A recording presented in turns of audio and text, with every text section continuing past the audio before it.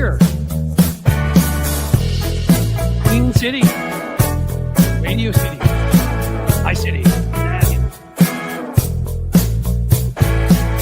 Almost put out my cool vest. Travel tipping me there. Look around for jerks to get off the street. Wearing little gouts. Digress.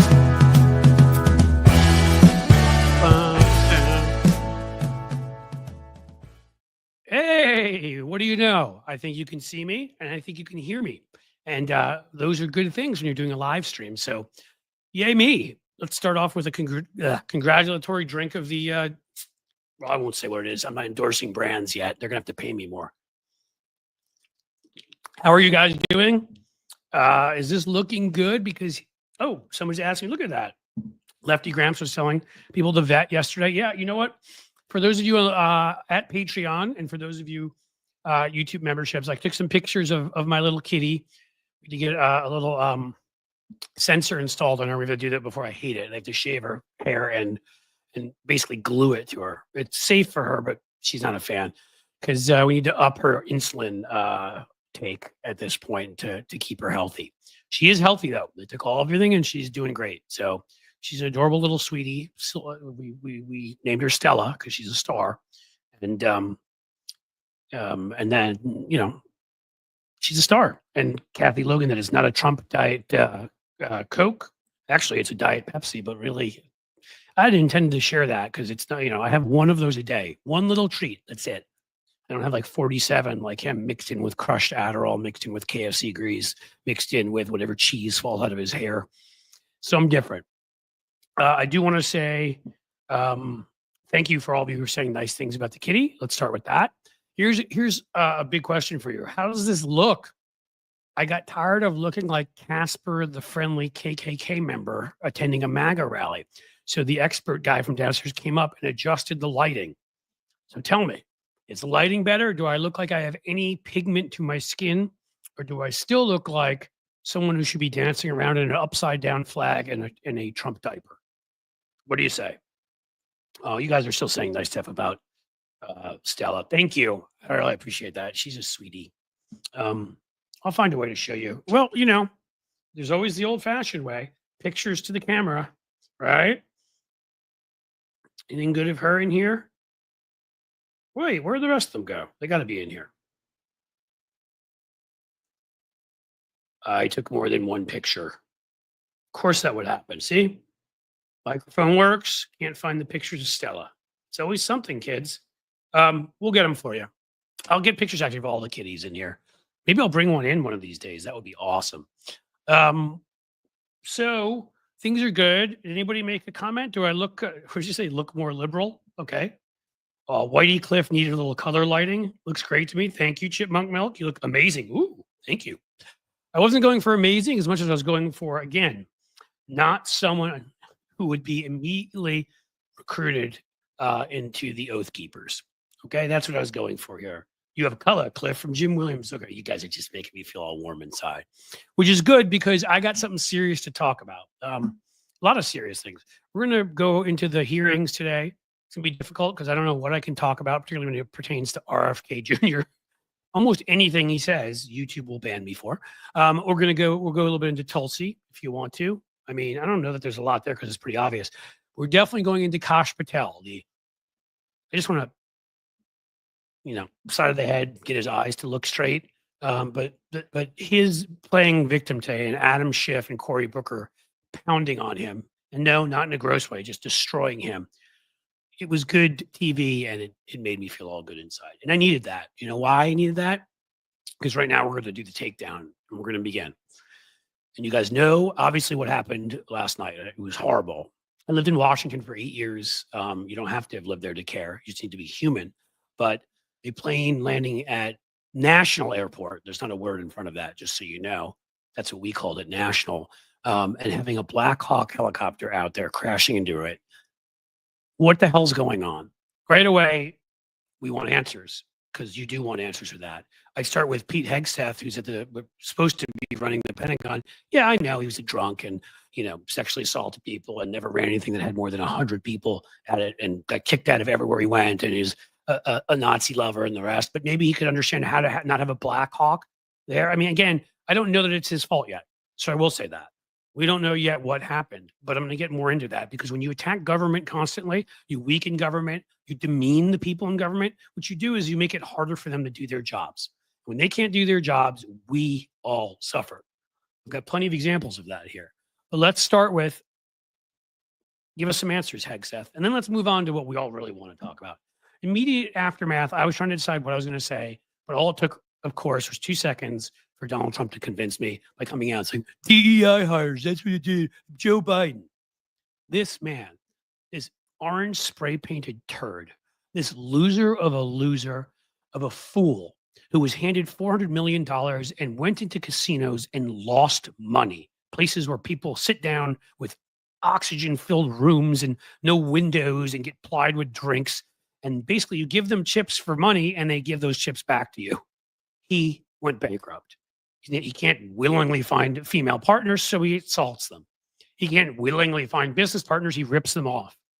The biggest loser, the biggest joke, the biggest, I don't know, the personal DEI hire, his family hired him for diversity because they needed to hire somebody.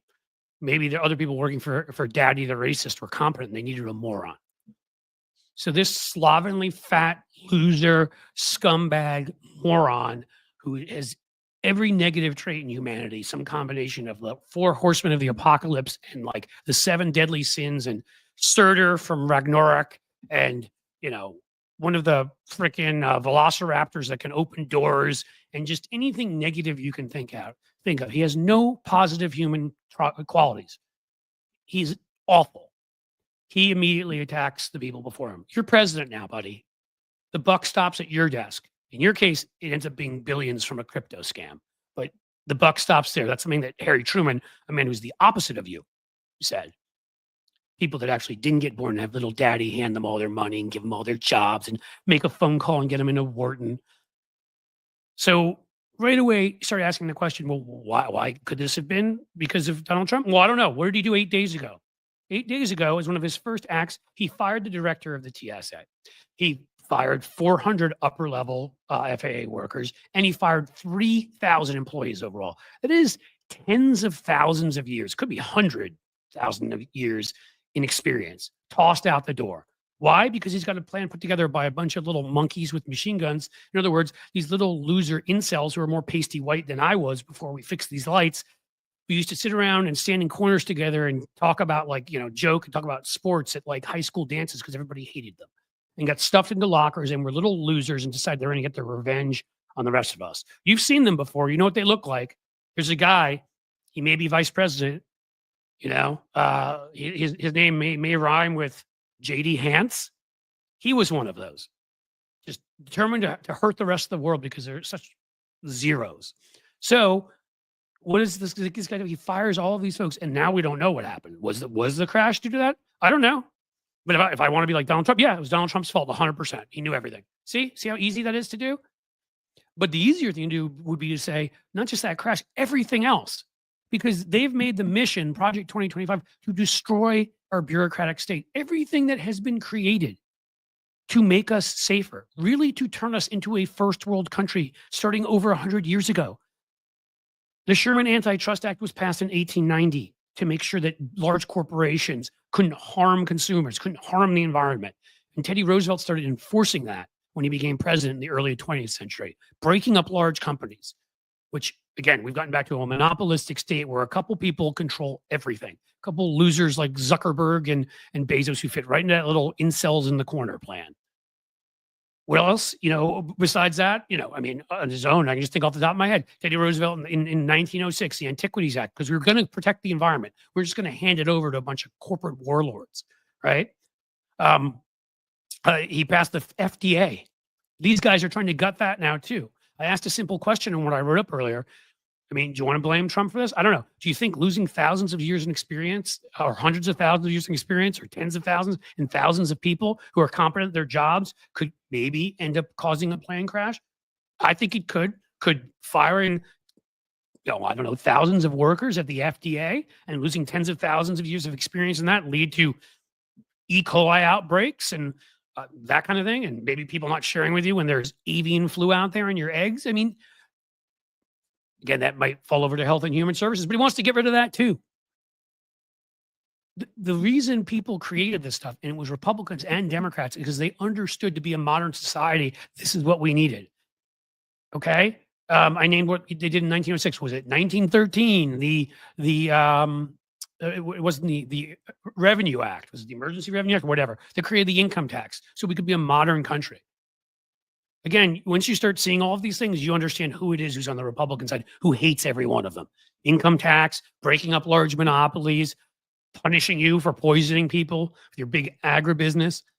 And then you look a little further to probably the last one who created more than any of them, maybe all of them together, which is FDR. 1933, I believe it was the Social Securities Act.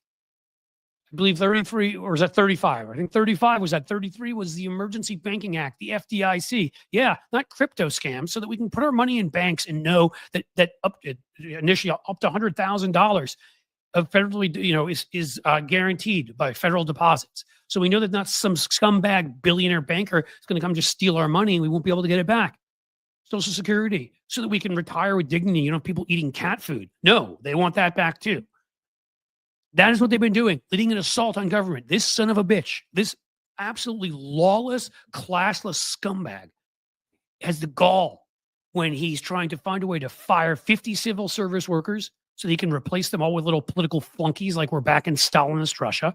He's tried to offer minor buyouts to get rid of 2 million members of that federal government bureaucracy.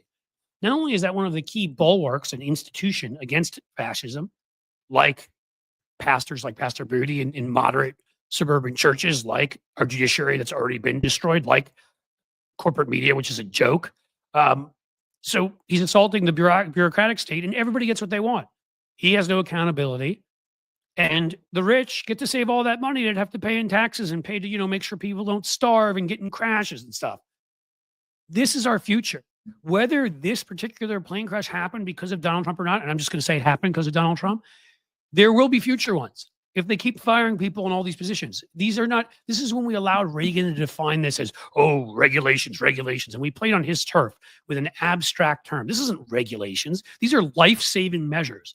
These are measures to protect all of us, all the regular people. As my friend Tony Michaels calls it sometimes, the great American working class, as I often refer to, just regular everyday folks, middle-class folks who want to work their way up and have a chance at the American dream, lest they not have a boot put on their neck by these selfish sons of bitches who don't care if planes and helicopters crash, as long as their little plane outfitted with their little, $8 billion brandy is okay. That's what we're talking about. This issue goes to the very heart of what they're doing. And this son of a bitch, Donald Trump, when he said he wanted to fire let these civil service workers go. I mean, let's see. Quote, they've betrayed this country. They're crooked. They're dishonest.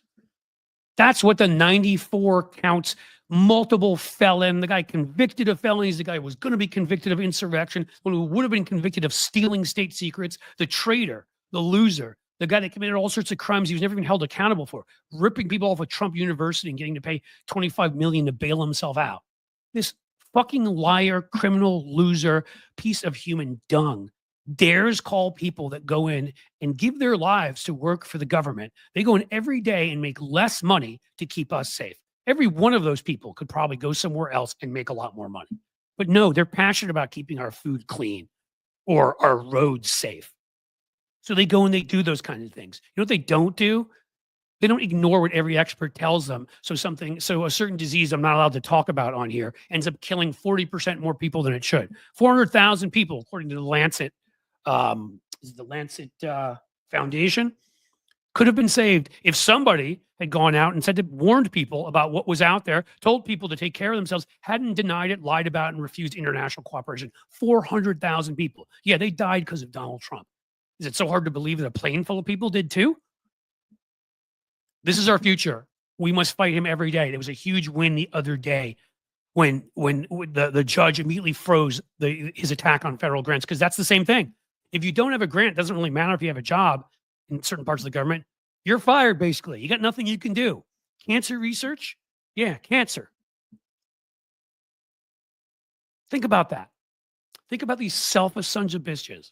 Think about the people that we've allowed to get in office right now. This guy should end up in Guantanamo. Why don't we have the kind of trial for him that he wants to have for all of us? I mean, when I saw the DEI thing, this fucking guy, I swear, this pathetic loser, this guy's never worked a job in his life, and these people give their lives for so much less because they care about something bigger than themselves. As John Kelly, whose politics I think suck, still his chief of staff said, Donald Trump has never cared about anything beyond himself. He doesn't understand how to. He doesn't understand sacrifice or service. He couldn't love his country because that would be loving something beyond him. And his little bank account and his golden shitter and whatever porn star he's paying off this week and whatever state secrets he's stealing next week. So in the end, let's sum it up this way. I don't know 100% why this accident happened yet, but it's Donald Trump's fault. And the future of all these will be Donald Trump's fault because he created this culture. He created this atmosphere where workers don't even want to go in anymore, where workers are quitting, they're walking away. And the other ones, he wants to fire. And if he gets away with all of that, guys, you may not be on a plane, but it may be a ham and cheese sandwich you eat. It may be somebody driving in a car that falls apart on the highway. Maybe a building that's not up to code that falls on your head. But a lot more of us are going to die needlessly because of him.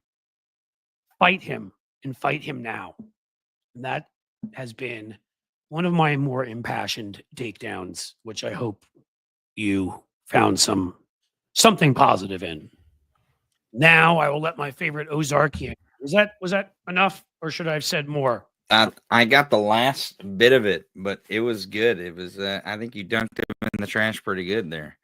Well, I'd like that's where he belongs, really, honestly. So I can't say it enough times. Is the problem? I'm going to have to write it for the Substack. Is what it comes down to. Because the one thing I found writing at Substack is sometimes, and I'm not one who I think many would argue has trouble expressing themselves.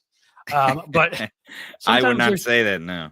But you know what? There are some things I can't even find to put into words orally that I have to write on paper because I have to sit there and just think about it for a little bit because it doesn't do it justice.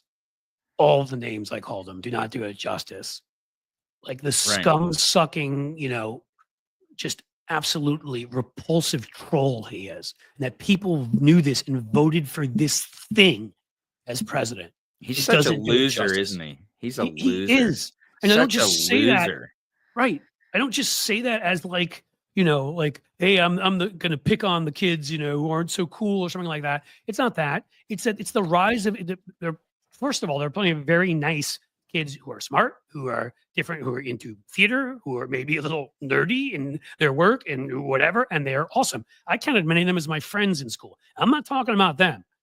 So lest anybody make a mistake that I'm pulling some Revenge of the Nerds, type thing here. I'm talking about those losers. I'm talking about the guys who sadly these days end up finding their way into a school sometimes with a hood on and a weapon. I'm talking about the angry loser little white boys who everybody hated, and it didn't matter that Donald Trump was left, had $400 million handed to him by daddy, and every job was given to him and whatever, because he's nothing on the inside and he knows it. He has no good qualities and he knows it. And I almost can't express it in maybe I did before. I tried, but I mean, the rage I have for him right now, and some of it I have to be careful because they'll come scoop me up if I say what I'm really thinking I'd like to do right now. Not only do they not like when you say certain things about a president, but you're Jewish, my friend. That's they love my kind. The Nazis have a history of trying to. They do. Well, listen, Jesus couldn't hide from us. That's all I'm saying.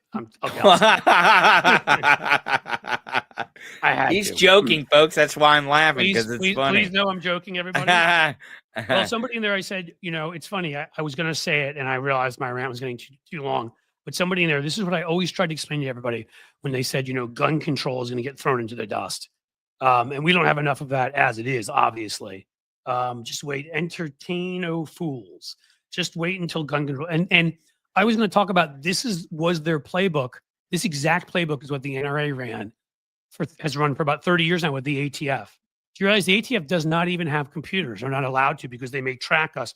They have to sit there and look through old files of paper, like it's 1970, to try to look up gun when somebody's bought a gun illegally. They don't allow them to coordinate with each other. They cut their funding all the time, so they have to let go of personnel. They attack them and demonize them and get people to do things like blow up buildings in Oklahoma City where they're headquartered so that people don't want to be in the ATF, don't want to enforce gun laws. This is what they're now doing. What they've done with that, and we've seen the results, right, is what they're trying to do with all of our government now. FAA, that's why yesterday 67 Americans got killed, is because Donald Trump has blood on his hands, and he's going to do whatever he can to make sure that the owners of him, the monopoly state who own him hook, line, sinker, get exactly what they want, which is deregulated states so they can put more money in their pockets, because regulations on things like air travel cost companies money. It costs them money to be safe, and it costs money to keep us safe. And that's why they don't want it. They don't want it because they want more money in their pockets. They don't care about us. They don't give a shit about Americans. They never have. They may never. But No. I have a feeling that there could be a societal shift, that there is a rebellion against this idea that we hold our richest people to the highest pedestal, but the lowest standard in this country. We hold them to a high standard and we keep them on a low pedestal. They do not need to be elevated in society. They have plenty of money. They have plenty of means. That we don't need to elevate them anymore. We don't need to elevate their egos, and we definitely don't need to be putting up with them buying politicians to make us unsafe and killing us. Like, we do not need to put up with that. Honestly, like I do this for you. Leave.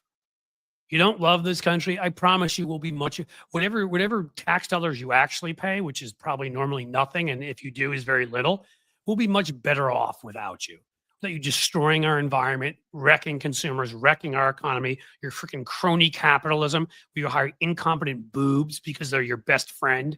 Like that, I mean, again, we got this stuff in the past. We understood that crony capitalism, the biggest enemy of capitalism, of real capitalism, regulated capitalism that works, is crony capitalism, where you don't make it anywhere because you actually did something good. It's all who you know. And that's the entire Trump administration.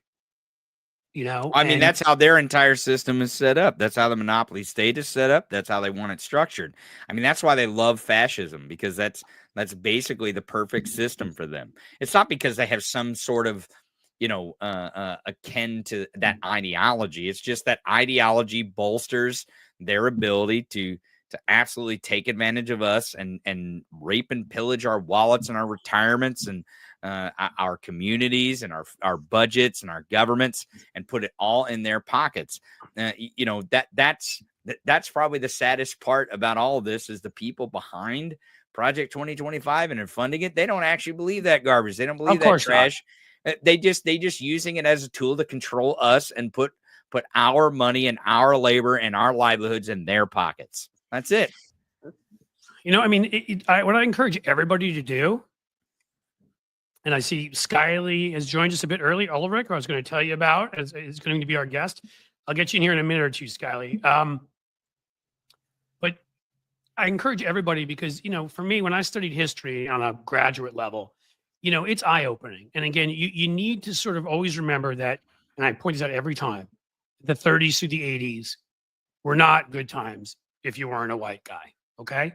The racism, Jim Crow, the women, I mean, even now not being paid equally, but way women were treated, didn't have control of their bodies completely, we're back to that again. And couldn't even get a bank account. They couldn't even get a bank account or a credit card. I mean, your husband's property, basically. If you in any way, I mean, don't even think about coming out of the closet.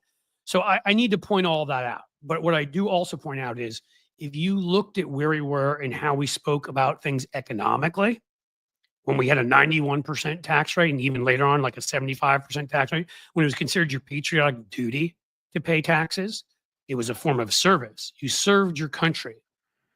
Like Bill, I'll never forget George Romney, Mitt Romney's dad, who Joe Biden actually gave a medal to, who ran one of the big car manufacturers, would not accept a higher salary than the one he was getting. He could have gotten more, but he said it would be unpatriotic that his workers should get some of that. And he still was making 8, 10 times whatever as much as they were making, maybe 12 times as much as they were making.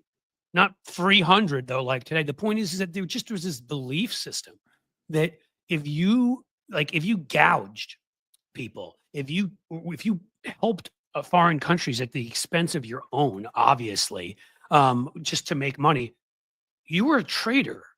They may not have even used that word, but you were not a patriot. You did not believe in this is the way. I encourage you all, just look at newspapers, look at any form of media from the 40s, the 50s, the 60s. Again, the stuff about race and the stuff about gender will be horrible. But we had it right economically. As we've gone forward socially, we've gone absolutely in the opposite direction, backwards economically. And that might not be a part of the broken system, but that might be part of the rigged system. Isn't that the point when they actually started to elevate people into society? They decided that they would go to war with them economically and if they couldn't drag them down through their human rights, they would drag them down through their economic rights. It's exactly what is happening. It is exactly what has happened. They decided to turn their assault on us as people. And they know that black and brown people are part of the great American working class. They know that women are part of the great American working class. They know that gay people, trans people, they know that they're part of the great American working class. And the only way to keep us, the have-nots, from coming on a full-on assault in our government and with our government towards the haves and tax them into oblivion, is that they keep us divided. And that is why I say we need to drop this culture war stuff. We need to lean into the class war, and we need to get the war on greed started. That's the war we need to fight. That's where we need to go, because that lifts all boats. That lifts all people. That lifts all colors, all religions, all genders, all identities. We don't need to debate that anymore. We don't need to have those conversations anymore. They can get bent with that stuff. We focus on the economics. We focus on what the actual argument is, and we get away from this left versus right, this red versus blue, and we get to the up versus down argument. We get to the have versus the have-nots, the people who own it all versus the people who own nothing. I'll say just quickly, and then I want to introduce Skyleigh, because she's perfect to bring to this as someone who did serve our country and who is honorable, unlike our current sitting commander-in-chief. But everything you're saying about that is exactly right. And when you go into the broader issues, whether a woman controls her body or not is an economic issue. It may be a personal issue too, but you have no control over your economic destiny if you can't control your body. If you can't get a job somewhere, because these people now are saying, well, you're a DEI hire. I'm not gonna. I mean, everything is part of this economic fight. Let me introduce Skyleigh Ulrich. It's Urich. I'm pronouncing your last name wrong. And it's because I've only Urich. See, look, I'm an idiot. I've only seen it in writing. No, it's confusing. I'm confused all the time. So it's my married name. So yeah, it's new to me too. I'm just happy when my lights and my microphone are working here, if I'm going to be honest with you. And I don't know, have you ever met Tony Michaels before? I've never met him, but I've talked to him. Hey, Tony. Good to see you. Hey, how are you? Good to see you. I'm glad you're coming on Cliff's show and spreading your message. And oh yeah, it seemed like you're in this fight too, where you want to shift this argument from the culture that we have already won, that is off the table. We human rights are off the table for me. And I want to get to the heart of the kitchen table and what it means to have or have not on that kitchen table. And by that, I want to say, Cliff, thanks for having me on. I've got to go, speaking of economic issues, I got to go pick up a kid from school. So that is an important economic issue. That is an important economic issue, because not my butt will be in a ringer. So my economic safety, those ringers are expensive, depends on me being on time. So good to meet you, Skyleigh, and Cliff. We'll talk soon. Thank you very much. Take it easy, buddy. Thanks for being here. Thanks, Tony. All right. Well, you know what? It's so funny because I only obviously seen your name in writing, and I don't know why my eyes put an L in there. I mean, it's never been there, but for some reason, when I would look, I would see an L, and I wonder why that is. I think it's actually spelt. There's another last name really close to it that does have an L. Okay. So that So must be that what would it make is. sense. Well, nothing like getting it wrong the first time. Maybe I can, even get your name right most of the times after this. Yes. I want to ask you a number of things. First, you sent me a bio, but I'd love for people, if you're cool with it, to tell everybody about their background. I gave a little bit about your being a veteran, but why don't you share, however much you want. It can be 15 seconds. It doesn't have to be that much, just a little bit. High level. Okay. Okay. Yep. My name is now Skyleigh Urich. I'm newly married a year, so my name has changed, so it gets me off as well.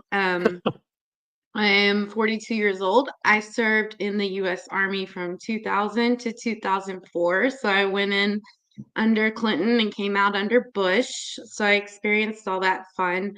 I got out of the military in 2004. I was a business analyst. I've been in the VA. Let me backtrack. I've been in the VA system since 2004. So I've been working with veterans before social media, before all of that stuff even became a part in the actual hospitals, just doing advocacy through that aspect. So I've been working in the VA for veterans for over 20 years. And I came out publicly as an activist when Trump took office in 2016. Came out Yep. a little bit, unpolished and screaming F-bombs, but eventually got my way to working with, people in office and the White House and organizations like Vote Vets. And that's what I do now. I just scream to holy high hell when my benefits are getting messed Well, with. we need you there to do that. I mean, I saw this Mhm. past week. First, I'll just laugh at Thomas Lind here. Thank you for that. You may be right. He knows my musical taste, as I've shared it on here many times. So that could be where I'm doing it. It could be a little bit of a Metallica mix up with your last name. With well done. But what I was going to say to you is, I wanted to have you on. I mean, I've wanted to have you on for a while in general because you're compelling, smart, interesting, and I've always seen it on social media. But first, one of the things that got me almost is no, actually, as angry as Trump, as seeing Trump blame before. I'm sure he's called, and he never will call a single family member of the 67 Americans who died in Washington. I don't know how many were on. Also, the Blackhawk who died too. Um, 3. but Mhm. before that is immediately saying Biden DEI like a parrot, just out of his mouth immediately. And that's why I did my first rant today on that, because I enraged me. And I felt that way about a week ago. I mean, again, what is time these days? When Trump's in time stands still to quote rush. I don't know what, so I mean, I think it was a week ago, but tell me wrong, when he said when they were going to cut veterans health care. And I mean, the people you recruited, convinced to go, and frankly lied to in certain cases. I don't know, Iraq. I'm not saying I believe that there are wars that are noble and are necessary. I do believe the war in Afghanistan was noble. I don't believe how we fought it was. I don't believe the strategy made any sense to me when we were trying to capture a couple of people and those that surrounded them to turn it into the longest war in American history. But I'll let you talk whatever. But my point is to you is I'm not. We convince folks to go to war and make the ultimate sacrifice or take a risk. The ultimate sacrifice, coming back with obviously so many cases PTSD and other ailments, and then we're going to cut their health care. I mean, to me, that's one of those things. And so I thought I had to have you on. And then when the Hegseth hearing started, I thought no matter which way it went, I wanted you here to talk about it. So whichever topic you'd like to begin with. It's I experienced him in 2016. He really enraged me. He talked. I mean, he blocked Vote Vets who represent like over 1 million veterans. He blocked them on Twitter his first few months in office. Like, this is a man that has shit on us, spit on us, degraded us at every single turn he can. He thinks that we are suckers and losers. That's why he hates when we say it, because he knows that it's a truth that's been told.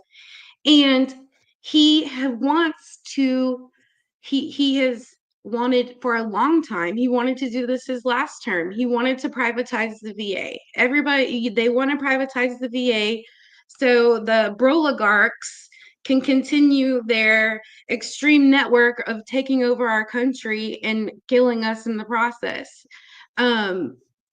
Amazing. People Yeah, go ask ahead. me constantly one thing that well, they all voted for Trump. They voted for Trump. They voted for Trump. They voted for his lies. And you know, I And they don't didn't hold all vote for everyone's Trump. list Let's be honest. I don't know what the percentages were. Yes, right, many but more than we would like, considering what he's had to say, as you pointed out, in attacking Gold Star families and all the things he's done. But it is important to say, people. I mean, again, disinformation is one of the big things I talk about on here. You know, and we're not doing anything about it still. every group has them. Every group has them. The military has them. The veteran group has them. It's just a way of life. Some people are going to look the other way, and it is a kind of blindfold mentality that they teach you in the military, because in the military you're not allowed to speak out about anything. You're not allowed to have an opinion. You just, as far Because as you shouldn't. political life, You shouldn't be divided. You're political. American, right? I mean, like, that's the point. They keep politics out of the military for a reason. You don't talk about it, but then on the downside, it keeps you ignorant to the facts that you need to know to make really good decisions and when you vote. That's the Yep. problem. But the veterans cuts is something that resonates across every red, blue, everybody. It doesn't matter who you are. I have never met one person, and I've met a lot of people. I've talked to a lot of people that said, nah, I don't think that you deserve your care for the stuff that you went through. I just don't agree with my tax dollars going there. It's the Yeah. one place people do agree with where their tax dollars go. And it's the best military. It's the best healthcare. It's even better than Medicare. It's the only, single payer or even socialist. It's tailored system. towards us. It's tailored towards veterans. It's tailored towards everything that we go through, from mental to physical to everything. They're specialized doctors, and it has taken a long time to build it to where it even is. Yep. And so his And the cuts generosity of of it. 540 billion, just he's literally hitting everywhere that we can, as far as not just the actual VA, he's hitting our benefits. Our benefits right. for disability. I was just going to say, I mean, again, I do not have the experience you have, but the one experience I do have with it, my dad was in the Merchant Marine, was a lieutenant commander at the Merchant Marine Academy, which people don't tend to know as well, but it is one of the 5 federal academies, like the Army, Navy, Air Force, Marines, and then there's the Merchant Marine Academy, because in times of war, we need to keep trading, and there are guys that need to know how to fight while doing that. And my dad was there for 25, 30 years. And I can say, when he got older, he had heart disease, and the way that healthcare program treated him, I mean, they covered so much more than anything else, even Medicare wouldn't have come close to covering. It was such a terrific healthcare program, and we were so thankful that he had it. And so I kind of understand. I get what these I don't know what else to call them, these sons of bitches are going after, because they just want to pocket the damn money. They want to take us apart and take the parts. And I mean, and let me give it back to you, but I just want to let you know, I do have some experience and know how good it is, and that they would try to destroy that is sickening, really. I mean, his freeze, that didn't go into the effect that he tried to pull on all of us. It was freezing, resources for the suicide line, suicide prevention, training, like all of these things that are just so barbaric.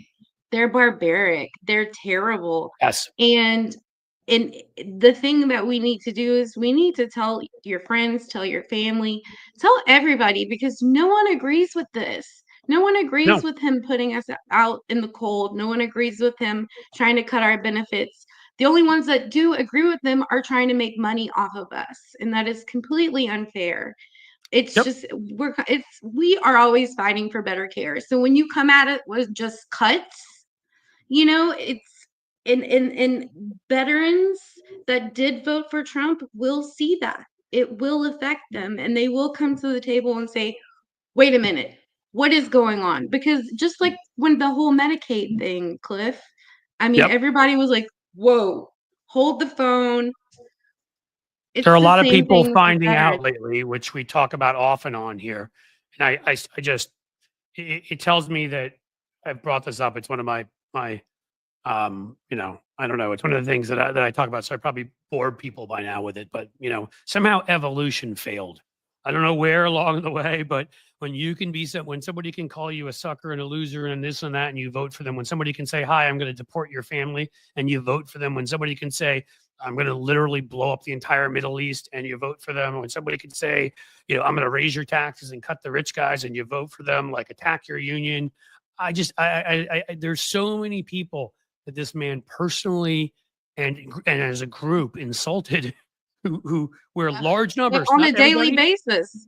Yeah, not everybody, not always even a majority.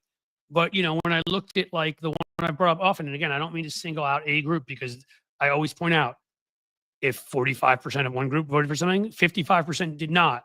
And so don't, say a whole group is anything. But I got to say, I was shocked when I saw that I think it was 47% of Latino men voted for him. And I was just like, after all the What talk is of going deportation on? and all the, and he's doing it now. Do you see that picture? I don't know if that was fake or not, of the guy with the Latinos for Trump shirt who was handcuffed. I think it That was was fake. questionable. I That think was it's fake. questionable. Yeah, I It's thought it was fake questionable. too. I But didn't dig on that one. It's very easy to put the yeah, that was what I thought little, too. But in a way, I thought but it it was was a good symbolic, image right? for people to see, because it summarized all of it for everybody.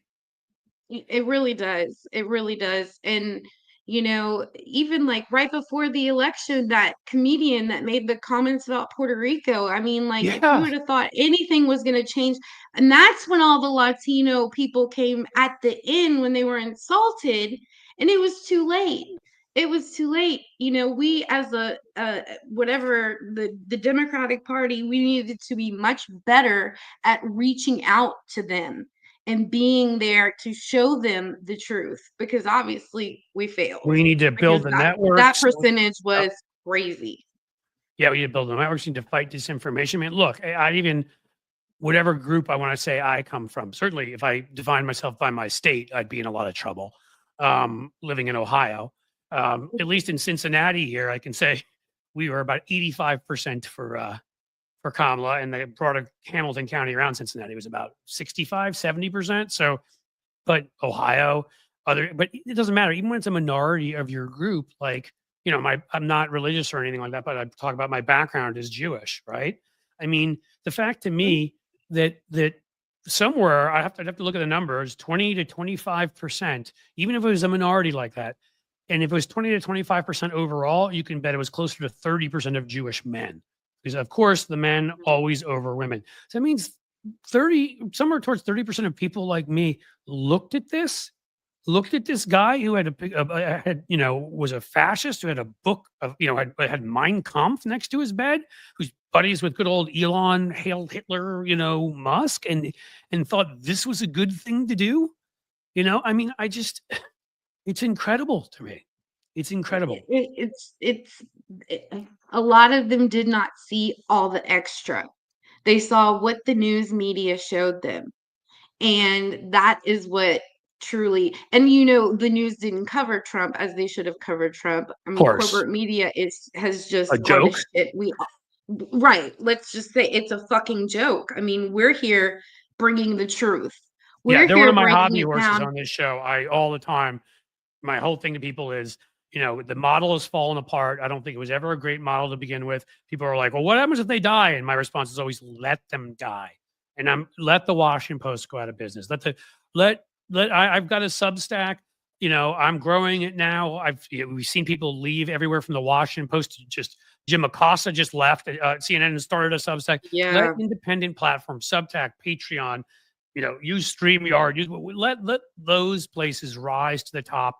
And the few guys that aren't corporate owned, like the Philly Inquirer, that is an intelligent, liberal, truthful newspaper because it's owned by a private foundation, make those your papers of choice, and otherwise go to independent creators. But Yeah. you're just, I don't care if people say, well, the New York Times does great investigative journalism. Well, that's terrific. But if their politics page helped elect a fascist, what does that matter? Because there won't be any investigations anymore because those people will be fired or will disappear. They completely they I mean, we saw it implode to its biggest height during his, especially at the end when he seemed like he was just going to hit the ground at any moment of that campaign. I was Uh-huh. waiting for him to just tumble over and face plant into Yeah. something because he was so out of it mentally, physically. He was look terrible at the end of his He campaign. did. He really did. I mean, you know, He and really did. And physically, mentally, he's like swaying every version of Ave Maria that's ever been created. And I mean, he was nuts. people are saying he's having mini strokes and shit. I mean, it was pretty bad. And then it's like, okay. Yep. But you know, the media didn't cover it like that. They didn't cover him like that. They didn't Yep. cover the atrocities that he was saying. But now, woo, look at what he's doing. Like, Yeah. I mean, the thing is like, and again, we've talked about this plenty of times, but objectivity isn't looking at two things that are completely different and saying, let's pick a middle spot and say everything's 50-50. Objectivity is telling the truth. And if one side, and for this example, to make the point, I'll just say, what if it were Democrats who are doing horrible, corrupt, fascist, you know, just cruel things 98.3% of the time, then 98.3% of the time is how often Democrats should have negative coverage versus Republicans on having 1.7%, right? Obviously, the sad thing is it's just about opposite, where, you know, a couple Republicans do something good here, a couple do something good there, but most of the time, nothing that you can find, you know, and the rest of the time, we're all treated like everything's equal. No big deal. No biggie. It's all the same. It drives me it's insane. not all the same. And Pete Hegseth. Sorry, I And have to. And if it's for any reason triggering for you or anything and you don't want to, we don't have to. But well, no, I mean, I covered all of his confirmations, you know, I did that. It was very PTSD for me. I mean, I had some Kavanaugh reactions for sure. yeah. It really brought me there, and I was part of the why I didn't report movement. So it really, especially in the military, it just really, but I got through that just because I wanted to, you know, capture what a piece of shit and, you know, danger to society that he is and still is. I'm Here's the one thing that okay, I'm fighting and battling, and I have to do every time that it is threatened that our military is going to involve civilians in any type of action. People, of course, freak out You mean about that. military shooting civilians or something? Is that what you mean? Yeah, like, you know how people are, oh, Trump's gonna get him to have military shoot protesters, and so the people all of a sudden start thinking, oh, the military is just gonna follow an order like that. They're gonna actually do that, and I constantly have to battle with people, like, you know, this is not 1930s or 40s Germany. This is 2025 American soldiers, and they're there to protect you. They're not gonna hurt you. Yeah, they have a bad few that would do something bad, but let me tell you, like, that's a very small percentage, and it'd have to be hidden. It would have to be a hidden thing. I hate the And shit that's what they're he's trying to getting. corrupt, right? I mean, because what was able to stop him that first time, which again, for any student of American history in the 60s and 70s would be shocking when when there were military generals who were refusing orders and, you know, I think about Bombsway LeMay, who had to be fired. And I think of, you know, that kind of thing. I think of CIA agents and the church hearings, you know, on what the rogue operations.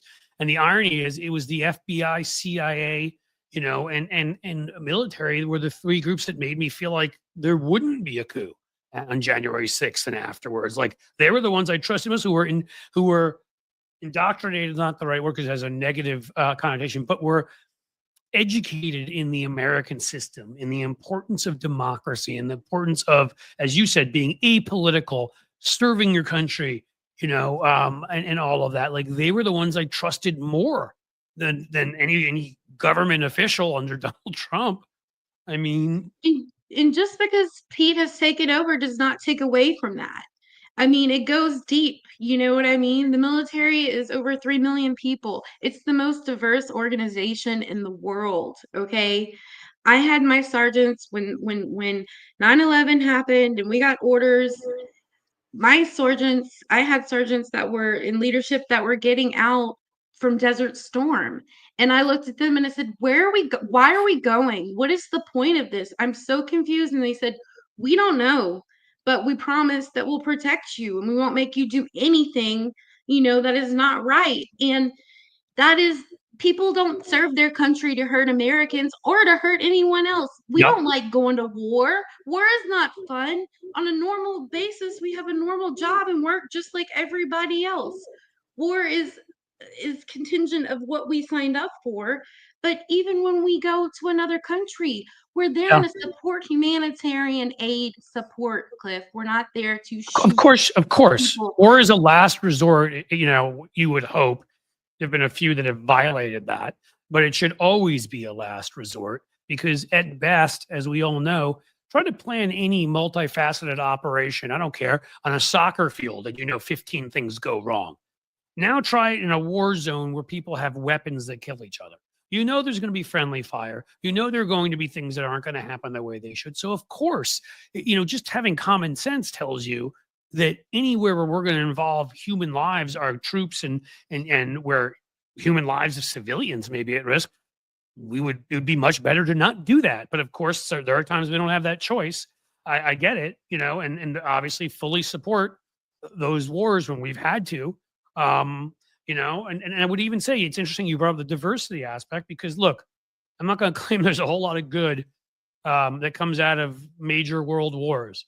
But one of the very interesting outgrowths of both World War I and World War II was that Black troops went abroad and were in countries and saw how other Black, members in the or just folks in the Netherlands and France and places like that were being treated so much better, and that helped the civil rights movement here. Granted, I'm not arguing we should have a war so that we can get to civil rights. It shouldn't take anything close to that. I'm just making the point that that at least out of something horrible, that was one of the positive outgrowths, and that led, of course, to Truman taking that first step and desegregating the military, and I think people serving with each other. I'm a big believer that we should have required national service because I think it makes you go around. It makes you spend time around people different than you and get an understanding. This is a big country. I've been up in the hollers in Eastern Kentucky. I've been into the Central Valley of California. I've been to the biggest cities, to in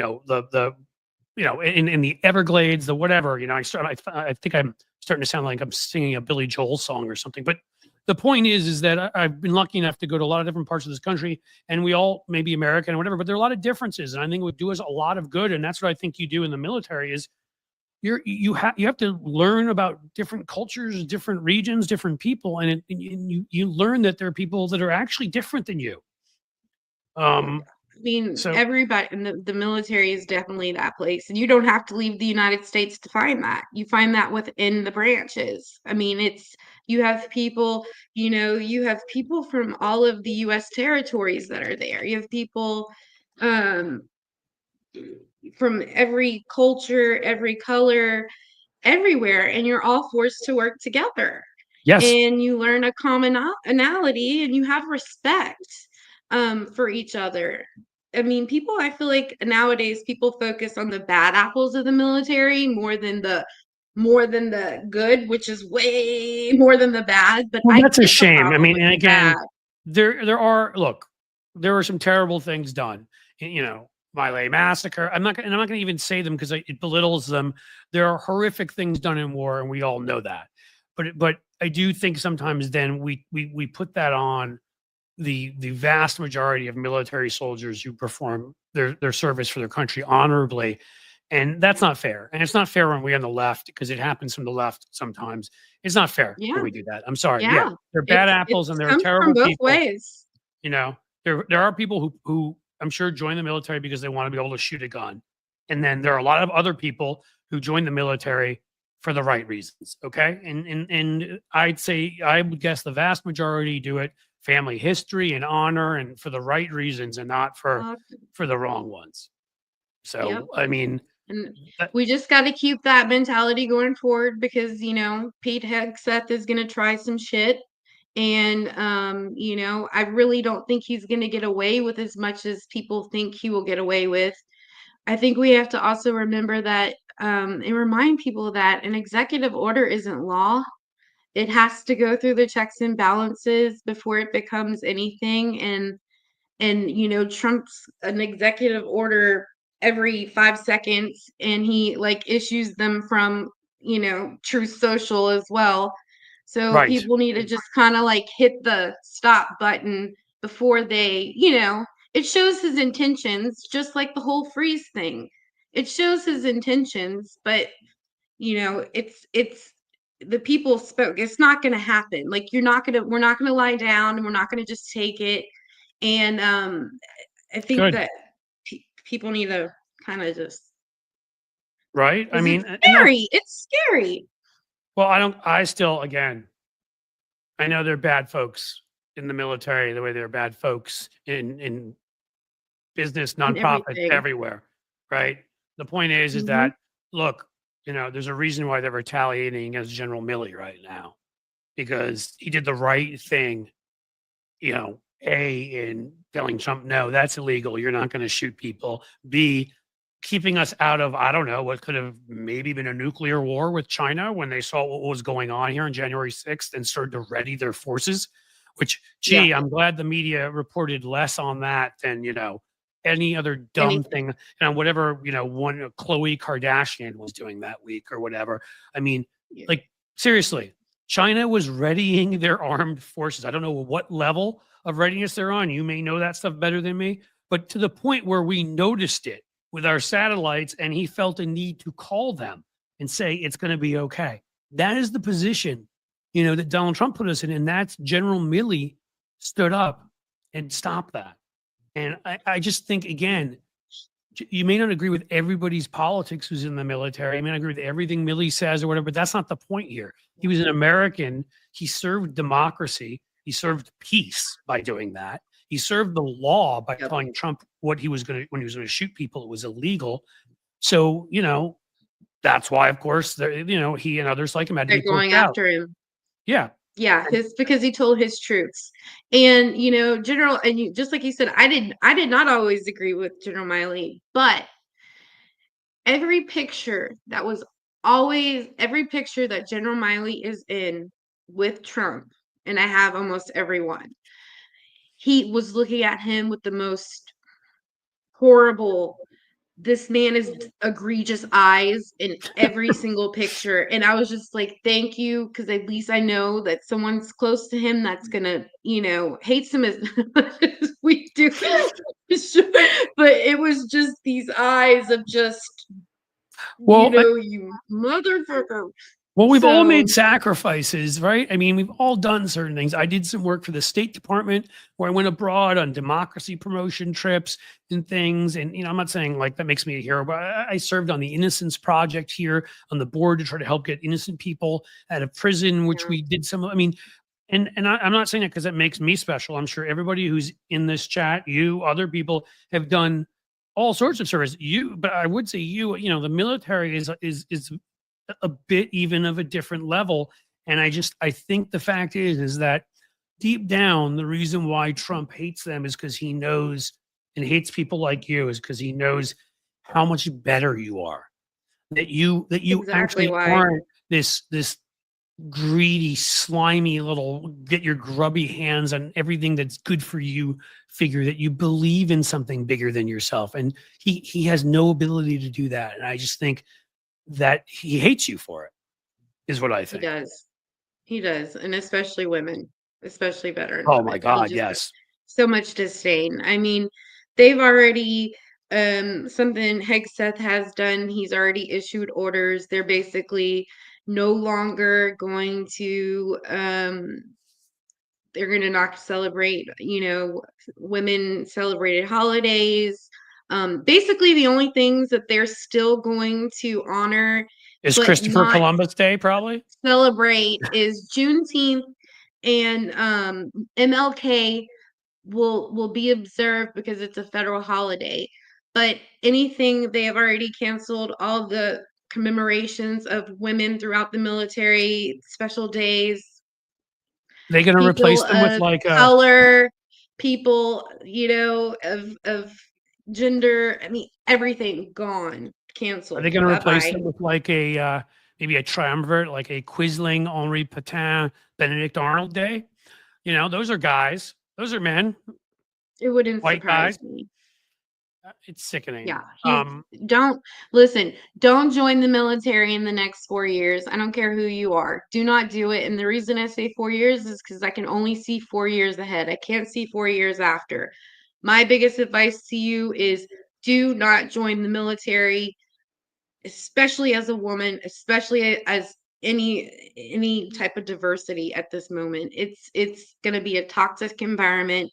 I was in under Don't Ask, Don't Tell, and that was terrible. It God, was yeah. freaking terrible. Okay. And I had most of my friends that were women were gay because they weren't catty. And I just got along better with them. And they were harassed all the time. They were written up if they were trying to look more like a man than a woman. It was just so bad.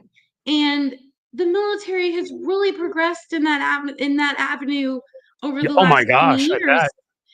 I mean, immensely. And they're rolling back the time, and they don't realize that this has made us a better military to be able and accept and embrace everybody, because it doesn't matter what color you are, what your gender is, anything. You're going to sit and fight right beside that person in a foxhole if needed. Like, it's a camaraderie. It wasn't a faux pas, and it created a terrible environment. Don't ask, don't tell. It did. It It did. was I mean, terrible. the only thing I would say about it is I would say is that, I mean, you can tell me if you disagree. I think that I have to believe, and I know President Clinton pushed that in because that was the only thing they could get. I Yeah. mean, my belief at the time certainly was it was worse beforehand, because before that it was, we can I ask you, wasn't but I don't know. You tell me if you don't think that improved things, then I fully accept that. You know better than me. You were there. I wasn't into the prior before Don't Ask, Don't Tell,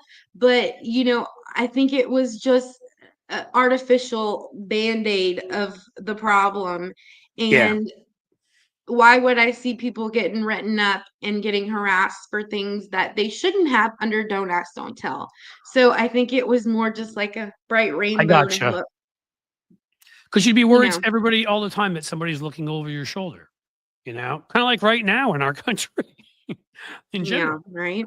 I have got conversations now with certain friends about, related to the fact that I work in politics on the phone. And I'm like, I'm really wondering. I kind of feel like I should just start having every one of those conversations on Signal at this point, and just assume that anything that's not of Well, any, yeah, and have your messages disappear within a day. Like, yeah, it's that that's how crucial, right? that's how my Signal is set. I'm serious. Like, I feel like that, I already do Signal in terms of messaging with some people, but I feel like should I really Yeah. just move most of my phone calls? Because again, the two or political businesses I have, I mean, they both are to elect Democrats and not unelect Republicans. And I wonder why they would try to cheat. Big brother, big brother's around. And I mean, we don't have an Alexa for that reason. Yeah, right. I mean, I don't have TikTok on my phone for that reason. Me neither. I'm Me like, I mean, neither. again, I'm like, TikTok's a lot of fun and I'd like to have it and whatever, but like, I don't want Chinese malware on my phone. I mean, Gosh, and you know, it's funny how that just kind of slipped out of the headlines because everything else started coming. But you know, that was quite the snafu too, wasn't it now? yeah, Uh the whole blackout, and then Trump wasn't even president yet, and TikTok naming him president and saying thank you for your yeah. back deal door, whatever you did. Trump Um, saved everything. He saved TikTok. He obviously saved the Israeli hostages. Like it was all his brilliance and genius and everything that he knows, and it nothing to do with other people benefiting politically from kissing his butt in the same manner as Bezos and Zuckerberg at ABC News and 1,000 other individuals or entities we could talk about. And that's where I It's started this whole show disgusting. off.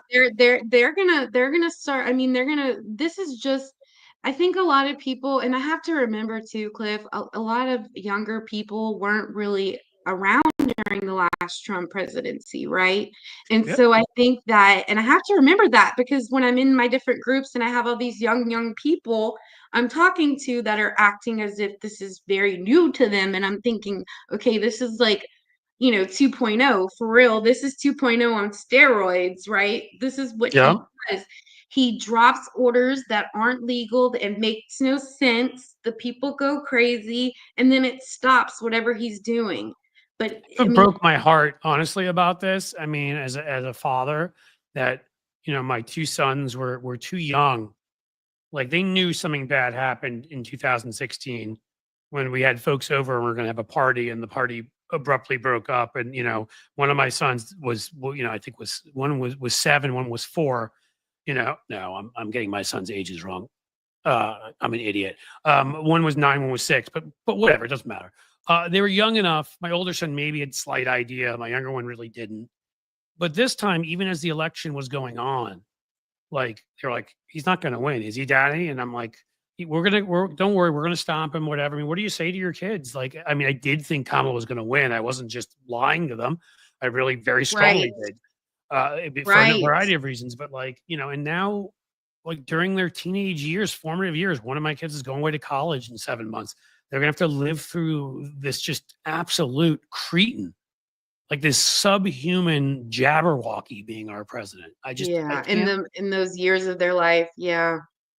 It just It, it so upsets me. It really does. it, I know you've been on here a while. I don't know how you're feeling about if you got. I'm happy to keep you on as long as you want, but I know what you had said about the well, I time. I just gave you a time, whatever you want. I can chit chat Oh, longer. okay.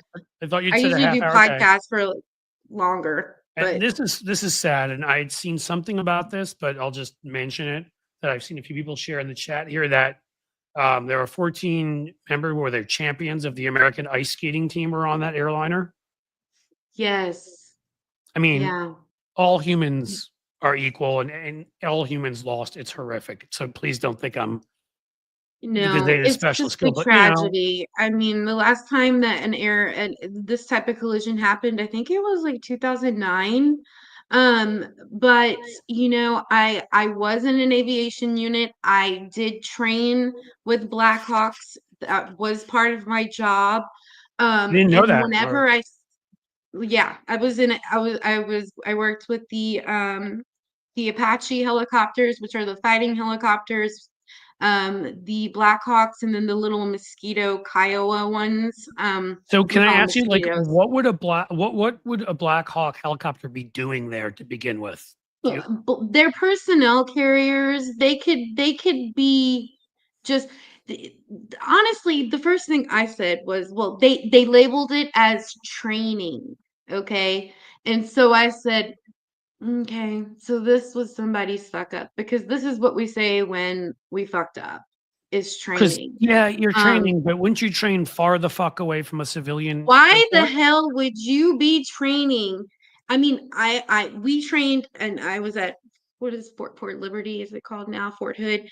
I mean, half of Fort Hood or Fort Liberty is 3 hours across, okay, to get through this. This is where you train and you live and you fly before you fly over anything like Washington, D.C. I don't know where they were in their training. That's I sort of my don't know thing, the right? There's a lot of situation. open land out there. We're a big country. There's We're not. It just, to me, it just smells bad. I have no say on the insight or anything. No, Just from my experience, I was like, wow, like what were they doing there?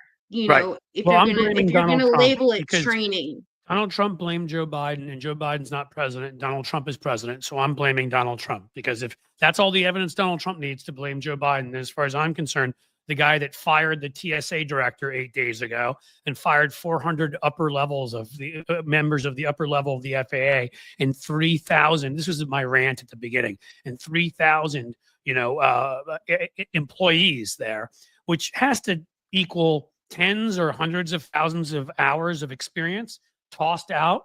Well, again, I sort of push that into the broader point of our modern administrative state, that has regulations and went back even to the early 20th century, creation of the Food and Drug Administration under Teddy Roosevelt, creation of the Social Security Department and the Federal Deposit Insurance Corporation to make sure banks, don't run away with our money. And, was it 1933 or so, under FDR, and they're trying to undo all of this, like everything that keeps you safe from predatory bankers, safe from agribusiness, safe from highways that or cars on highways that may just blow up like a Tesla, or or highways that are not properly paved, or building codes. We know, as a real estate guy, gee, I'm sure Donald Trump never ever shaved off the corners and cut his way around building codes. He would never do something like that. And I'm sure he isn't trying to weaken that for his real estate friends. Yeah. These are the things that are frightening because, again, I'm not going to, if I'm being honest for a second, I will say, no, I can't definitively say at all that this is because of Donald Trump.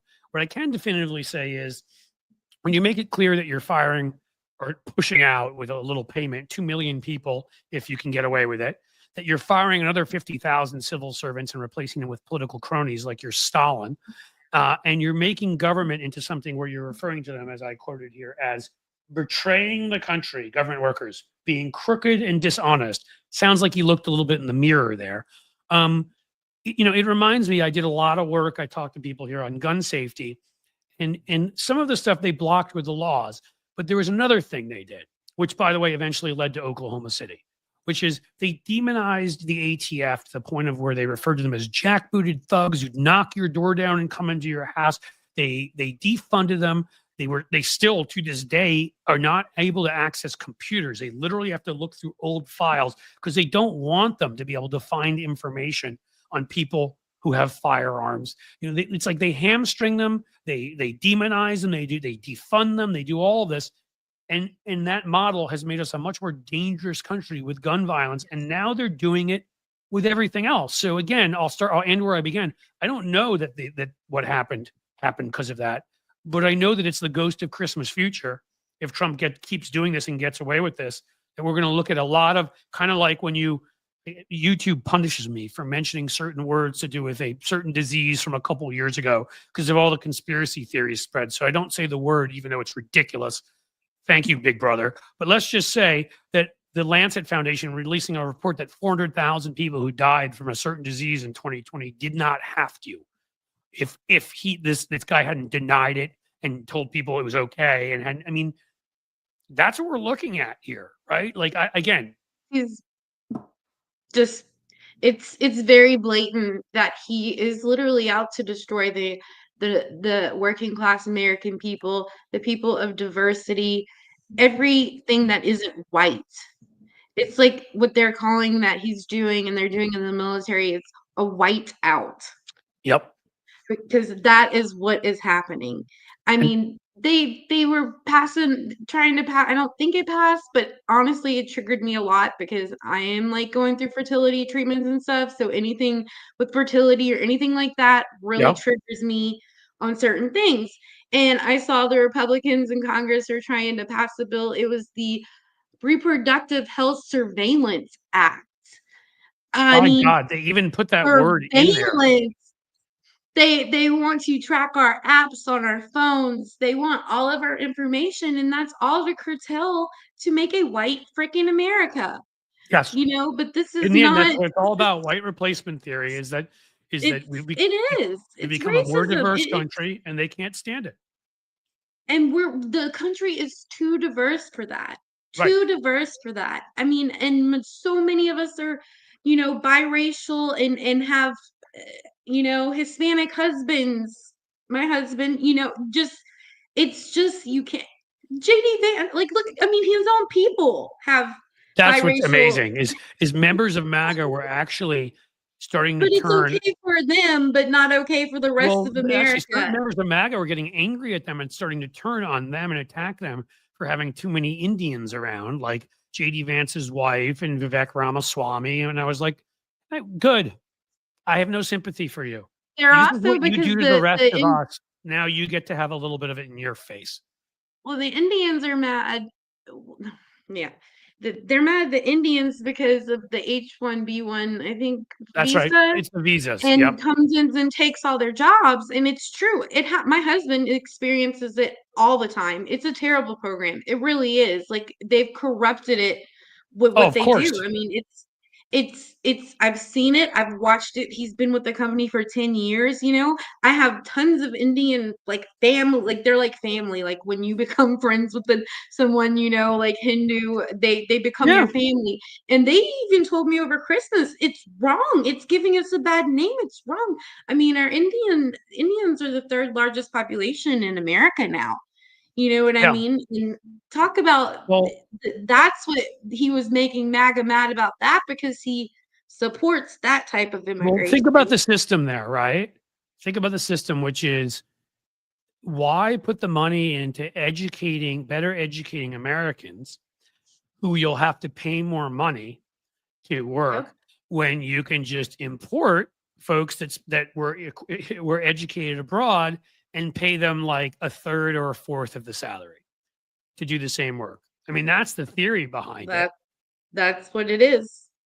That's what it is. And it's a problem. It's a problem.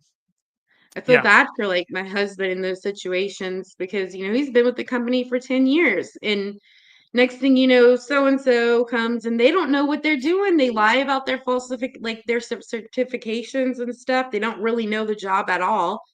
And they end up having to teach them, and it's just a mess. It's a mess. That part is a mess. But It is. Well, again, and there's the very simple kind of way that program could have been created for certain exceptions and for certain diversity and this and that. But what happens, like with so many things, is the Elon Musks of the world get their hands on these things and corrupt them to the point where they're unrecognizable for what they were meant for. Now it's sort of, I'm going to use it. I'm going to import as many Indians as I can to pay 1/4. I win doubly. I don't have to. I can pay 1/4 or whatever it is of what I would have to pay otherwise to an American. And on top of it, I don't have to have my taxes raised to go to public schools to strengthen them. So win-win. Again, part of the oligarchy system. Yep. Even though, of course, Elon here, by all we can tell, I'll say allegedly, worked here illegally, but it looks pretty fishy. Hasn't provided the paperwork to prove yet that when he was working on PayPal. Biden said he came on a student visa. That's Biden called him out. Biden's like, he stayed after that, which is what the biggest form, by the way, of undocumented workers here. They're not. This is another lie Republicans tell. They're not climbing over borders. They're coming here on educational visas, and then they're staying. I mean, that's what happens. But you don't want to talk about them because a lot of them are from places that have white people, so it doesn't create quite the image of hordes of Latinos or Latinos coming from Latin America. Where did all those hordes go? Where did all those hordes go, Cliff? Why aren't they being mass rounded up right now across there's deportations happening, but let's be real. The size that he said that they were, like, millions, like, ready to go out the gate. I think he's maybe tried to deport like 1,000 people. He kept making up numbers. We got like bigger and bigger, like 12 million, 47 million of them. It was like, you remember that there was that time where he kept repeating that, was it 113% or something of jobs, black jobs, which I love that, of course, black jobs what's her, Michelle Obama hit him back nicely on Yeah. that one. But 113% of black jobs were being taken by immigrants coming in here, undocumented workers, and it was like, yeah, dude, I know you like to brag about that Wharton education, but it seems like there may have been a class you missed. The stats class, did you not go to that one? You know. He just throws numbers to the wind. Whatever sounds good in his demented brain is what happens. Now, I don't want to take away from the fact that right now deportations are happening. ICE is going into places. It is definitely happening. Oh yeah. I just thought that by the way that they spoke, that it would be hundreds of thousands being deported at this point, and there would be a visible, the Yep. news would be all over that, like they Well, were when there as was a military person, I mean, right away we've got posse comitatus. So when he was talking about the military coming into our cities, at that point, you've completely violated the Constitution to such a level that we really fully, if he were to do that and get away with it, then we are a full dictatorship. Like, it's not even a question mark anymore at that point. And I agree, and I addressed this as soon as it came, but there is a part in posse comitatus where if he invokes the Emergency powers, right? No, Insurrection Act. Oh my God, For the irony of everything. If he invokes the Insurrection Act, then yes, he can. It's one of the only ways you can get around posse comitatus, and he can use the military police to go into community, and that's what his plan is. I would hope they would refuse it, because if they don't, that's it. Well, what's the insurrection? What's the insurrection? You can't just say, oh, there's an insurrection. You have to have evidence to be able to push it that far. But that is the direction he is going in. And that is the direction he gave Hegseth 40 days. You know why I don't think he'll do it? The borders. The only reason I don't think he'll do it, and this is sad, really, because it's not based on that there's any decency, any reality, any whatever. I don't think he'll do it because I think it could cause chaos, and it will cause chaos, and the kind of chaos where enough innocent people are killed that the police will the press will actually have to pay attention, and there'll be more of a spotlight on him. And really all he wants, all of this stuff, is he a racist? Absolutely. Is he a sexist? Absolutely. Is he anti-Semite? Is he, anti-gay? All of that stuff. But his real goals in running for president were twofold: to stay out of prison and to do what he can't do with his own talents or lack thereof, which is to enrich himself by stealing every last cent from the public coffers and using, the crypto scams like he did right before.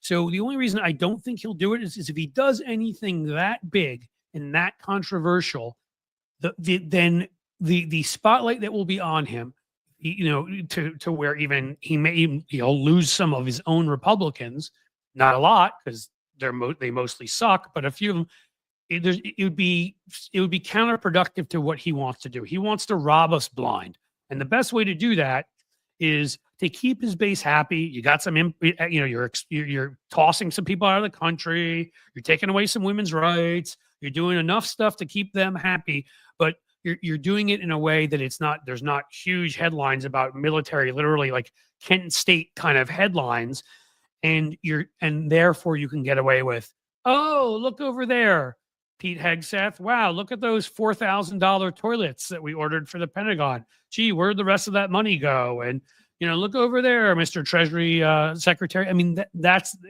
my feeling, is that it would get in the way of what his real plans are if he were to do it, but not for the right reason. I hope that's the case. I really do, because I don't know anybody that, you're asking military to go into their own type of communities. They're not going to want to do that, and they can refuse it. They can absolutely refuse it. People don't understand is you can refuse it. You may get in trouble for refusing it. Not only if you think it's an illegal order, I think you're compelled to refuse it, aren't you? It's your moral obligation. It is your right. It is your job to refuse it. This was put into place, so there was no damn Germany Hitler situation. You understand? And because I hate it. This is a constant battle with me when he starts to scream that he's going to use the military in a civilian aspect. And I have to say, remind people. I mean, I have the best video and I need to recircle it. When he did that shit in DC with the protests, Yep. and okay, there Is was that right before he went and black, he hid in his bunker because he's really tough? they had a black soldier and he was mouthing Black Lives Matter. Black Oh, Lives can you Matter. please get me? I would love to have that I video. will. I will go clip it. It was like, that's what I tried to tell everybody. This is the truth right here. This is the truth. You know, and we are not giving any ammo in that situation. Those soldiers, if they have their guns, they don't have no ammo. Right. You No, I cannot mean, have it. It is all for show. Okay. I'm telling you, I've been in national emergencies where you're supposed to get ammo. We guarded, airfields with a gun with no ammo. I mean, that's that's just, you interesting. So can't that just is have ammo. something I've learned. That is something I did not know. I Yeah. figured it would be rubber bullets or something of that nature, but I didn't know you had no ammo. The only Interesting. ones that will ever have ammo would be the military police, and they would not have a M16. They would have a 9mm Beretta. They would not have an M16. They don't carry M16s. That's not their service weapon. See, I like So, having I smart mean, military people on the show who can explain this. Do they all also carry around their Trump Bibles with the Lee Greenwood section so they can, they can sing that, or no, they don't oh do that. my God, my I husband know. hates What have the we Trump become? Bibles. So I want to ask you a few more things. Yeah, we got a little bit longer, if a few more minutes, if that's okay with you. Yeah. Where are you based now? Just a generality. Like, don't give me your I'm block in or your home. I don't want anybody coming, but just in general. I'm in Charlotte, North Carolina. That's where you are. Oh, cool. Good I'm state. in a Democratic run state. It's wonderful.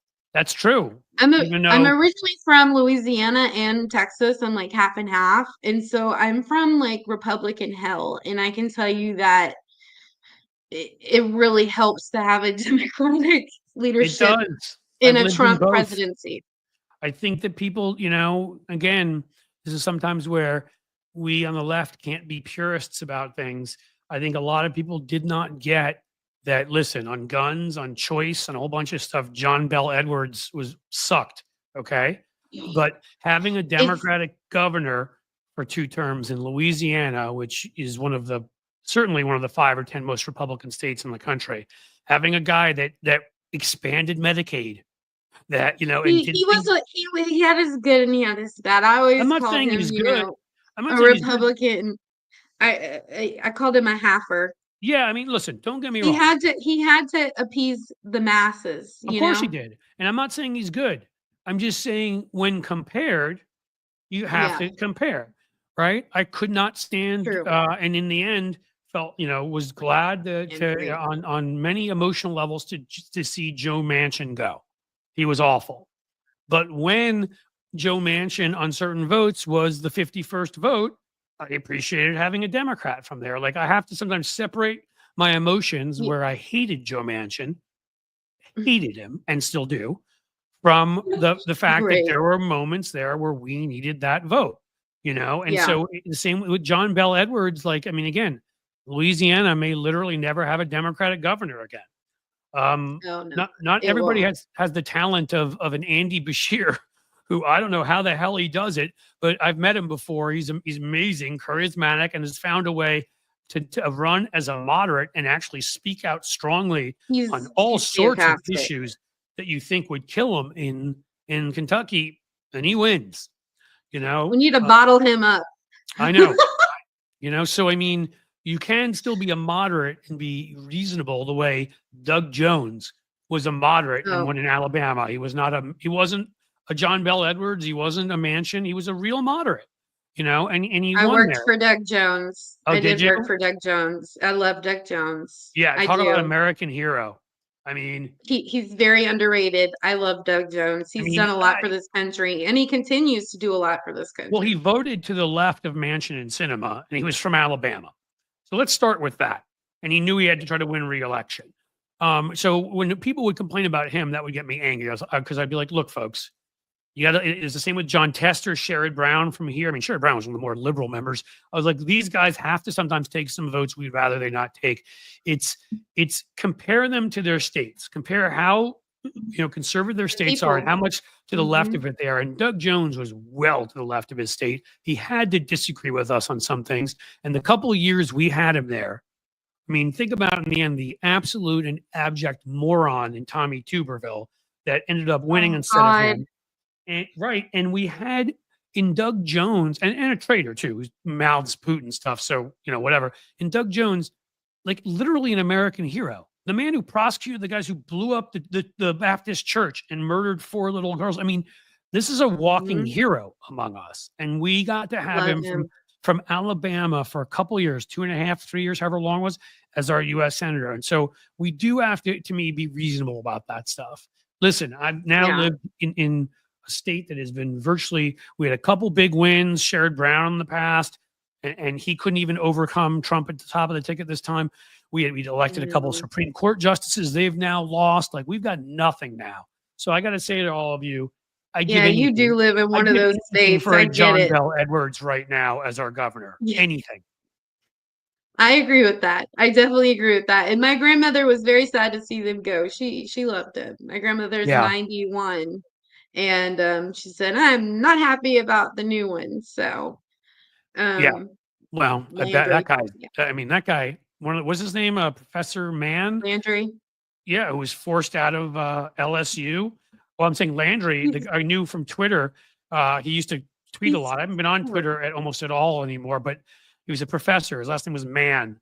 And he was a professor at LSU. And like Landry was, you could feel that already, that fascism coming when Landry's elected. He basically declared war on him because Mann was Did. liberal and would share his opinions in places. And I should look and try to find him and have him on here. He just said I finally just had enough, and he left. He retired from LSU because he's And like, I don't. it's where, I mean, I grew up and I was a minority. I mean, we had more black kids than white kids where I grew up. So I grew up with that diversity, you know what I mean? And I know the state, and it's just, that's one of those that tugs on my heartstrings because No, it's just dirty, dirty, dirty, dirty, dirty, dirty, dirty. right. I always talk, I talk about here how lucky I got in a couple respects. My parents both being very liberal minded, but then, again, when I was very young, late 70s, early 80s, New York, people get like to hear New York, and trust me, New York was segregated and it was racist. It was like anywhere else at that point. And I both grew up in a middle class housing development put up for veterans of World War II, because that we used to treat our veterans that way. So they were given rent controlled, this apartments in New York City, and whoever it was, it must have left. And my parents got that apartment. It was still rent controlled. Now, if you leave, like they hope my mom leaves because now they'll jack the rent up 6 times, and Wow. because they've changed the law. But in any case, so I got, and the thing about that, because it was military housing, it was integrated. So it Mm, never seemed strange to me that in my building and in my neighborhood and other buildings, I had numerous black friends. It just wasn't, I yeah. didn't even understand why you wouldn't. It just was. And then, as everybody saw with the good, I don't know if I'm speaking right, Pastor Booty, who told Donald Trump that he should be merciful, to which he lost his mind. That was a great example of the liberal minded Episcopalian church. And I went to an Episcopalian church in New York City church school for 10 years. Um, and the class was Wow. like 20% Jewish. There were at least 3, 4, 5 of a class of 35 black kids. It was diverse. And if I'd gone to any public school in my area at that time, I would have been all around, just around people like me. And so I was lucky that in where I lived and in where I went to school, I never knew anything any different. I was always, when I got old enough to realize it, I was so appreciative because I didn't have to unlearn garbage. I was taught Right. the right stuff. Right. It's one of those backgrounds I appreciate as well. I mean, I moved to Texas at 15, and I mean, we moved to like Frisco, which is outside of Dallas, and at the time it was just fields. It was fields. Like they had like a McDonald's, Yep. but I had to like, my friends had to tell me, you're gonna hear my dad say some racist stuff. I just want to brace you, because I was so green to anything like that they had to tell me when I moved to a They had to different prepare state. you. Yeah. Yeah.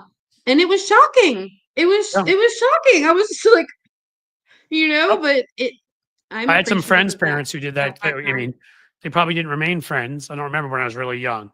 I'd go to their house and I would overhear it, and I was like, I'd have to go home to my parents, be like, "What was that?" And Yeah. What does and that I, mean? crazy. Well, all right. I think this is probably where we'll let you go because there's a few other points of business here on the show. Um, so as a last kind of thing, so what's your?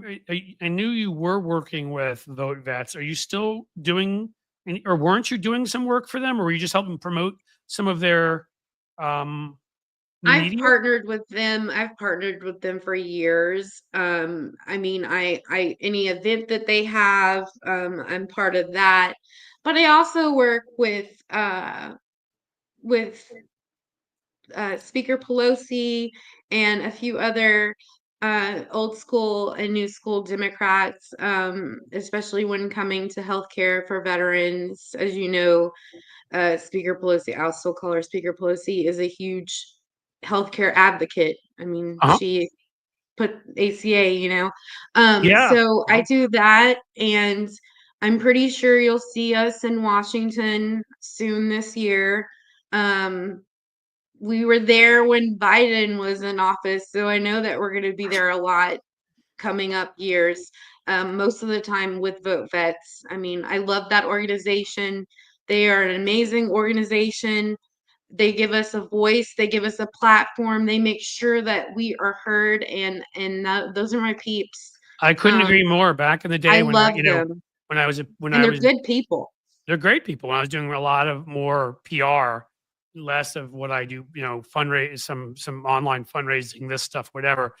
They hired me at one point, and I was doing PR to help push out a couple of their campaigns. So I got to work with Yeah, them. Who was it? John Saltz back then. I don't know if yeah. John is John still Paul's involved. still, Still yeah, there? Yep. I just still haven't head talked to on. him in a while. I should reach out. It's just, time flies and you're like, whoa, it's been 8 years or something, just Trump years are different. But I worked with him Yeah, back then and some other members of Vote Vets, and that was a great experience because they had passion and drive, and they didn't give up easily, and they were those Democrats that believed in you hit hard for the good of the country, which means none of this, you know, yeah. we're gonna be above Pacified them. We're gonna be BS. better than them. No, you got to get in the dirt and fight these bastards. Exactly. Exactly. And that is still the mentality. And they may have been a little quiet, but they're just gearing up. So look for more of those to come. I'm So excited. I'm Skyleigh, what excited. is your I'm just before you let you go? Someone Beth Stramera Profik here is saying, what is her YouTube name? So she may want to. Are you on YouTube? I don't have a YouTube, like I have a YouTube channel, but it just has like Hegseth videos that I uploaded. I Okay, used to where can we be an best find you avid then? I'm on Blue Sky. Just look up my name, Skyleigh Urich. I mean, I'm the only Skyleigh Urich in the world. Um, I I am know that. on still on Good. X. I don't post on there anymore, but that's of course where I started, Yeah, that's like where I a first lot of got to us. know you. I remember. Well, we have some great moderators here, and Jim put up some of your info before. So if you can do that, if you can Oh, find whatever again, Jim, like her Skyleigh's Blue Sky and her unnamed YouTube channel, if it exists, and whatever else there my is, name, I think. we will tell people where to find you. I promise you. Awesome. I appreciate the audience, and I so appreciate you having me on. I love these discussions and just getting to just hash it out. We got to keep ourselves We from do. imploding somehow. I think we keep ourselves sane, and also you talk to good people is always a good thing, and I also just we learn from each other. I mean, just this Yes. conversation, I learned, I know a decent amount about military and other things just from studying history, having a dad involved in some ways, but I learned a couple things from you today. And you know what? Good. Learning, unlike, I unlike the state of Texas that wanted to stop critical thinking being taught in their schools, I think learning and critical thinking are good things. So thanks for coming here and educating our audience and me. Thank you for having me. All right. You take care. All right. I'll talk to you soon. You too. Okay. Bye, everybody. Bye. Okay. Well, that was awesome. I think I don't need to pump up Skyleigh anymore. She's incredible, and I met her. I think it was on Twitter initially, but she was doing activism for vets and has been forever, forever since I've known her, which has got to be at least a good 5, 6, 7 years, something like that. Oh, look, we've got Skyleigh's YouTube. I think I still see her off stage there looking. See, Skyleigh, we've got you. We know where to find you. Matthew Tarpley said here, bye, Skyleigh. You are the best. They love you here, Skyleigh. +1 for Skyleigh on Blue Sky now from Thomas Lind. So everybody's finding you. You've been awesome. We'll have you back on again, I promise. So guys, there's a rant to come. And don't have a ton of time for it on our friend, Mr. Kash Patel. We have to get to him because that googly-eyed freak is, well, we're going to need to comment on him. But first, I wanted to thank you. We've had a bunch of new Patreon. I don't know if those have been folks from here, but the Patreon has been spiking. I want to say thank you so much for that. The Substack has been spiking. I say thank you so much for that, as those are 2 places that I really would like folks to go and become members, and following on YouTube. YouTube channel, easy, right here. Some of you are on there right now. So, you know, if you're there, you're not subscribed, subscribe. We finally don't have them taking people away from us, which is a nice thing. Let me thank the folks here. Wow, Marie Jean Greco, great name. Gifted 5 Cliff's Edge memberships. So 5 YouTube memberships. Look at that. Thank you so much. We have My Buddy, member for 3 months. Outstanding. We have a Jen. You know what? Let me put them all up, as I should. So thank you. Ooh, very nice image there. For Marie, My Buddy, thank you. And we will never not love kitty images. Jen, who was kind enough to become a YouTube member. Thank you so much, Jen. I really appreciate it. Awesome. And we have Mike Farley, my good pal, Mr. Rock and Roller. But need any good rock and roll PR? And Mike shares my rage. Thank you, Mike. I can't act out rage. So if I'm enraged, you can bet that it's real. I mean, to react to people dying and not have the first thing be sympathy for their families and how what a horrific accident it was, and you know, they have the kind of reaction a human being and not a freaking psychopath has. To have the first reaction be to blame minorities and President Biden. I can't take that normally. So, Kash Patel. I don't know where we are right now in the hearings on Kash Patel. Maybe he's been there so long that his eyes have straightened out. Not sure. What I do know about Kash Patel is literally maybe the least qualified person to run the FBI ever. I mean, if you want a terrorist running the FBI, I suppose that's a great call. If you want a traitor running the FBI, I suppose that's a great call. If you want a sycophant who would do anything Donald Trump told him to do at any time, no matter what, who joined the Defense Department as an appointee in those final months to help him plan January 6th, he would be amazing. Kash Patel, thankfully, when he went in today, is not getting an easy time and is getting grilled and getting hammered by various members of the committee. There were some favorites of mine. Let me see if I can find them. Let's get to what Cory Booker had to say. Booker talked about the fact that Kash Patel has actually had an enemies list. That's correct. He's released an enemies list. Gee, so Nixon, or should we go more towards a Stalin-esque interpretation here? What's he going to do to those people on the enemies list? Are you just going to arrest them? Or are you going to do something worse?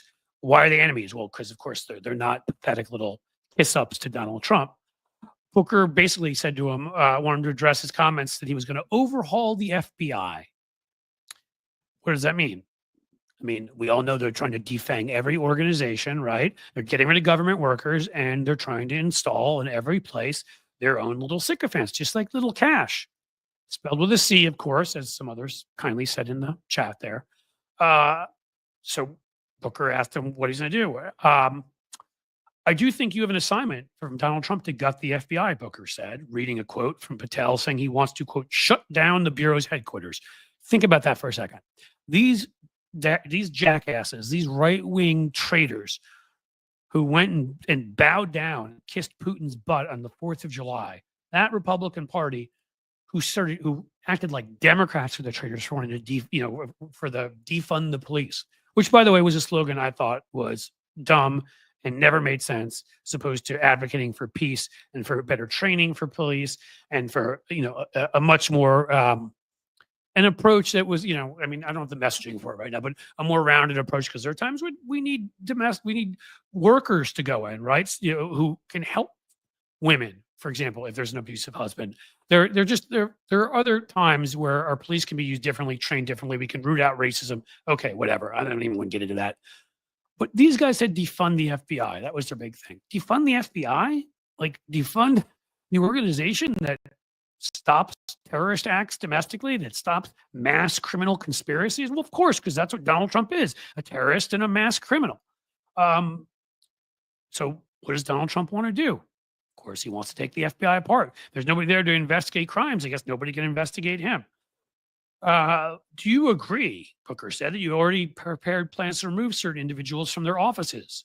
For example, individuals that will be replaced by political personnel. And of course, we all know the answer to that is yes.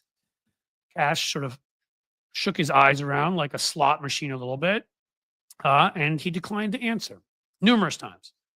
Booker became increasingly angry and repeated the question, and Kash Patel, of course, refused to answer, because that's what these guys do. So Pete Hegseth would do. He'd filibuster and not answer questions.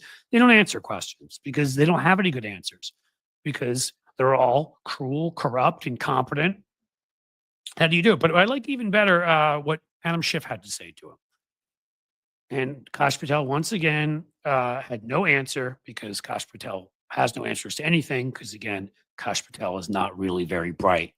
You'd think he would know. He was going to be questioned about various ideas of his, calling for shutting down the FBI, calling for an enemies list of people to be arrested, retweeting an image of leaders getting their faces hacked, like I think chainsawed off. That's a dude that we should actually be looking at arresting, not running the FBI. If he had retweeted that image in some of the countries I think some of the folks in our chat are watching from, he would go to prison for that. It's just our misguided First Amendment here, where we equate hate speech with, and threatening people somehow with freedom. But I promise you, there are a number of European countries that would have thrown him in prison for that, which of course is where he belongs. Trying to find what Adam Schiff had to say to him. We should be there in a second. Well, so he said he was a victim of the Justice Department. And he basically said he was arrested. They went after him on political grounds, which is so galling and so angry and is unbelievable, because, again, I hate bringing up the stupid guy's name, but I seem to always have to do it. Merrick Garland. There was this speech and debate clause, which one could argue stupidly, but could argue protected members of Congress who were conspiring with Trump, even when they weren't on the congressional floor. Again, stupid. And I don't believe that is accurate, but they could try that. There's Donald Trump with this BS immunity the Supreme Court granted him. The founders never intended. You see, we overthrew a king. We didn't want that again, but they decided that. But you know who didn't have a speech and debate clause or immunity? Kash Patel. He had none of that protecting him. There's literally no reason that I can understand that for his obvious, and they had plenty of evidence, role in helping Donald Trump conspire, not to mention Ginny Thomas would be another one. But we'll stay with Kash for now, and not the crazy former cult lady who'd walk around like a freaking cartoon character with like a Statue of Liberty hat on. What was the reasoning in not prosecuting Kash Patel? He was a victim of the Justice Department, likely, referring to the testimony he gave to authorities over Trump's handling of classified documents. Oh, really? So Trump broke the law and stole classified documents, and Kash Patel believes that he was the victim here. because he had to answer questions about what his criminal boss did, and as an alleged criminal himself, and I wish I have to put that in there. Well, they could have tossed him in the pokey too.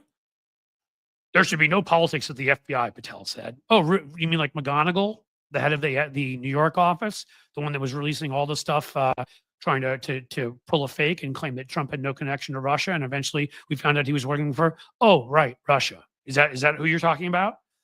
And having been a victim of the weaponization of law enforcement against me, I know what it feels like.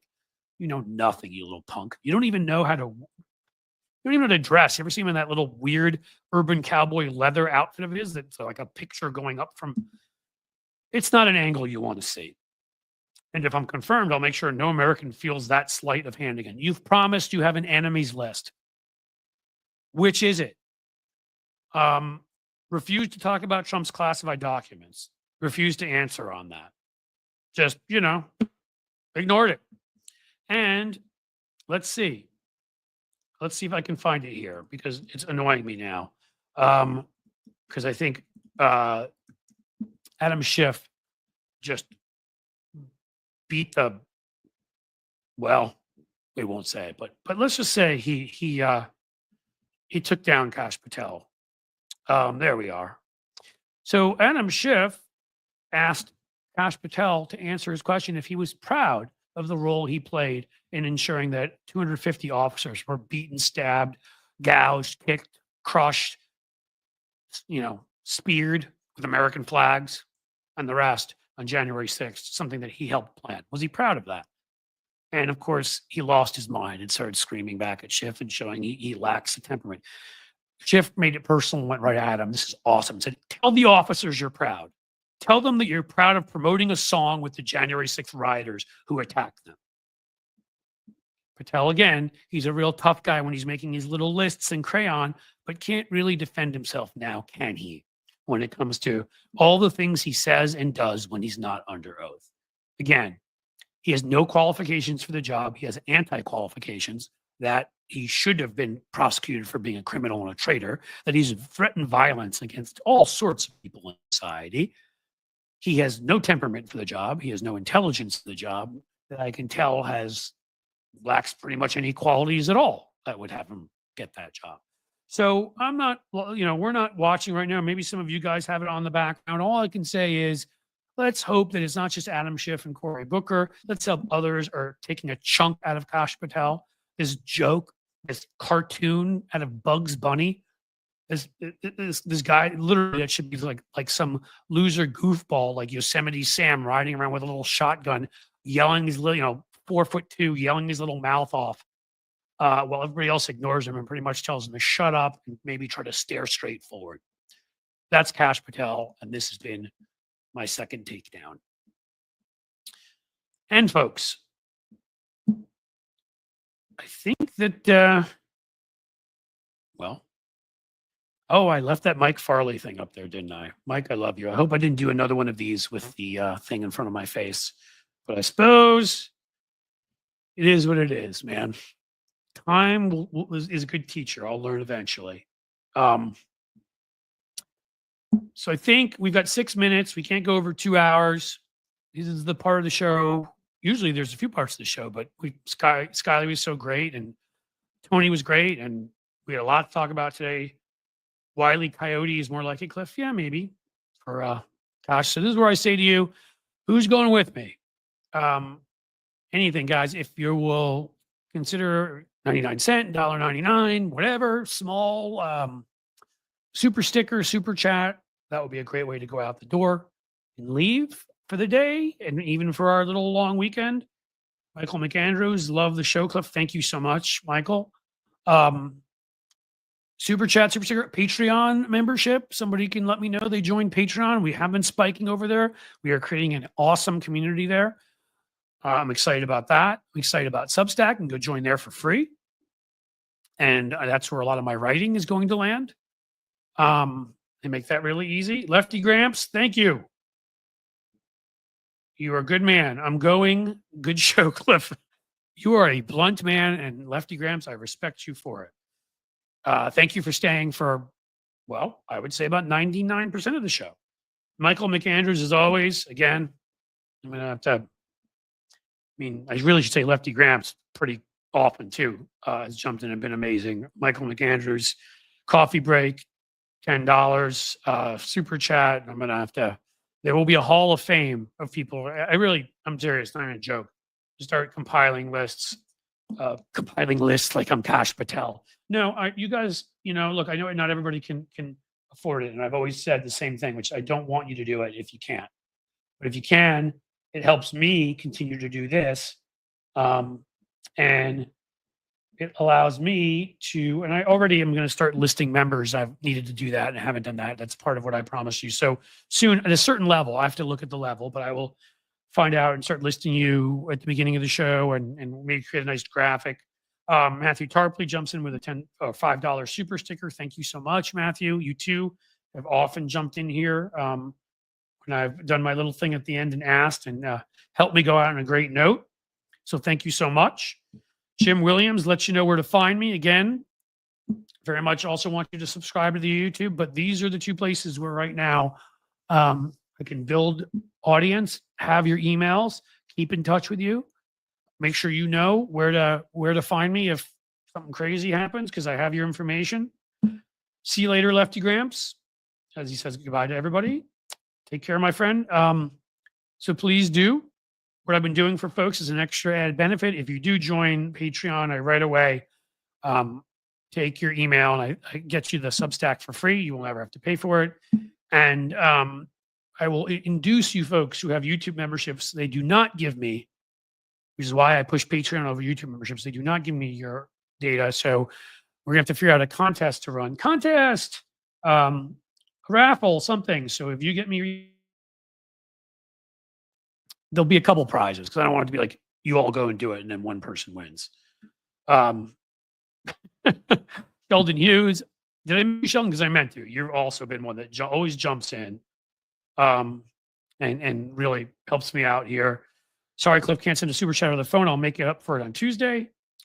Thank you. Arizona Sunflowers jumps in. Thank you for this awesome show. Loved you when I found you on Hal's show. I'll be back. Well, thank you. And I will still be on Hal's show. And I will still be here. So you can continue to catch me in both places. My schedule is changing a little bit. How often I go on certain shows is going to change a bit, but I'll tell you more about that. And that's because I want to make sure I have enough time here. And oh, God, it is 3:58. If I go beyond 4, they will not let me replay this. So you guys are awesome. Have a great day. Love you all. Thanks for being here. And as the sun sets slowly in the west, I bid you all a fine farewell.